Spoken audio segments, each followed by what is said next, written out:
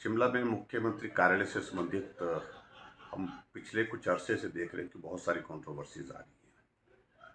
और अब तो लिखित रूप से कथित एक पत्र वायरल हुआ है जिसकी सब तरफ चर्चा हो रही है। हालांकि उसमें किसी ने पत्र लिखा है इसकी जानकारी नहीं है, अननोन है।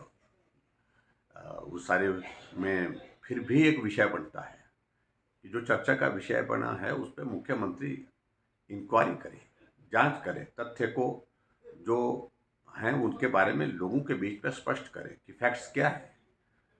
कर्मचारियों के बारे में, अधिकारियों के बारे में इस प्रकार की चर्चाएं मुख्यमंत्री कार्यालय में पिछले कुछ अरसे से इस कदर बढ़ती हुआ और जिसके कारण सारी सरकार का कामकाज प्रभावित हुआ है। और सरकार पर बहुत सारी चीज़ों को लेकर के जो है उंगली खड़ी हुई है लोगों की ओर से। और मुख्यमंत्री से मेरा इस बात के लिए आग्रह है कि वो तुरंत सारे मामले की छानबीन करें और छानबीन करने के बाद जो सारी चीज़ें जो तथ्य के रूप में हैं उनको लोगों के सामने प्रस्तुत करें, लोगों को बताएं। तो ऐसा आज से पहले भी हमने इस बात को देखा कि इस तरह के पत्र चलते हैं, लेकिन फिर भी उसके बावजूद एक इन्वेस्टिगेशन, एक जांच उसमें जो है वो जो जरूरी है वो होनी चाहिए ताकि लोगों को स्पष्ट मालूम पड़ पाए हो पाए कि हकीकत क्या है। ये ही नेता स्वीकार कर रहे हैं जो कहा है वो किए करने लायक नहीं है, हम करने की स्थिति में हो ही नहीं पाएंगे। इन्होंने कहा था कि पहली कैबिनेट की बैठक में ओपीएस लागू करेंगे। अभी तक 6 महीने बीत गए। 6 महीने के बावजूद भी अभी तक स्पष्टता आ नहीं पाई है कि ओपीएस किस प्रकार से ठीक प्रकार से लागू हो पाएगी, नहीं हो पाएगी। औपचारिकता का दौर चल रहा है, 6 महीने हो गए।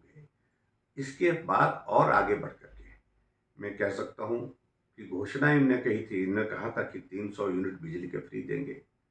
गोबर की भी कहा था कि भाई हम 2 रुपये के हिसाब से, किलो के हिसाब से खरीदेंगे। बेरोजगारों को कहा था कि हम 5 लाख बेरोजगारों को नौकरी देंगे। तमाम सारी ऐसी बातें हैं जो बातें कही तो हैं लेकिन करनी मुश्किल है। इसलिए मैं आज भी इस बात को कह रहा हूँ, जो 10 गारंटी दे के रखी हैं उन 10 गारंटी को 10 जन्म लगेंगे कांग्रेस पार्टी को, वो पूरी नहीं हो सकती। और ऐसे में कांग्रेस वर्तमान में ही महसूस कर रही है जो गारंटियों का जिक्र उन्होंने करके रखा वो व्यवहारिक नहीं है। वो सत्ता में आने के लिए किया था, सत्ता में आ गए, अब गारंटी की बात गारंटी की जगह रह गई, हम अपने हिसाब से देखेंगे। इस तरह से कांग्रेस के नेता बोलते भी हैं। और मैं इस बात को दावे के साथ कह सकता हूँ कि ये जो वादे किए थे, झूठे वादे किए थे, इसका परिणाम उनको सही मायने में अगर भुगतना पड़ेगा जब लोकसभा का चुनाव आएगा, तब लोगों के बीच में जाने की स्थिति नहीं रह जाएगी कांग्रेस पार्टी की, ये मैं कह सकता हूँ। तो मैं आज भी इसी बात पर कायम हूँ अपने कि सत्ता के बलबूते उस नगर निगम के चुनाव को प्रभावित किया और ये संभव नहीं हो पाएगा कि आने वाले समय में भी ये दौर इस प्रकार से चलता रहे। कोशिश करेंगे ही, लेकिन परिणाम उसके अनुरूप नहीं होंगे, मैं दावे के साथ कह सकता हूँ।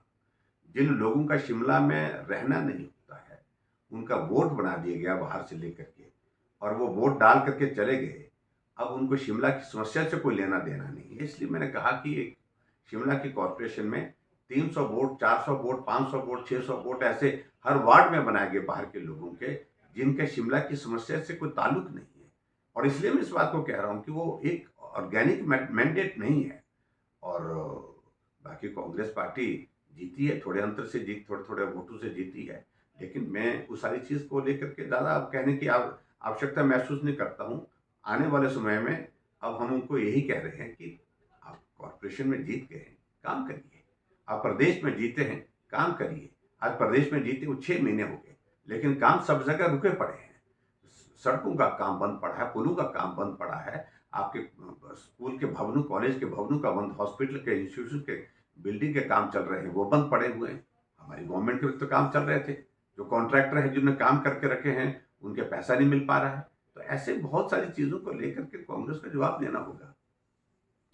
देखिए, भारतीय जनता पार्टी की हमारी प्रदेश कार्य समिति की बैठक के बाद जिला स्तर की बैठकों का आयोजन हो रहा है।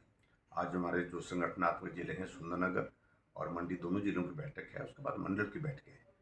आने वाले समय में हमने जो एक कार्यक्रम केंद्र की ओर से जो विशेष तौर से आया है, जिसको प्रदेश कार्य समिति की बैठक में हमने लागू करने के लिए रणनीति बनाई है, योजना बनाई है। उसके अंतर्गत हिमाचल प्रदेश में एक बहुत बड़ा जनसंपर्क का अभियान और ख़ास तौर से नरेंद्र भाई मोदी जी के प्रधानमंत्री रहते हुए 9 वर्ष का कार्यकाल जो पूरा हो रहा है, उसके लिए जो बृहद एक कार्यक्रम हमारे समक्ष आया है, उसको लागू करने के लिए, उसको प्रभावी ढंग से ज़मीन पर उतारने के लिए हम सब लोग काम कर रहे हैं।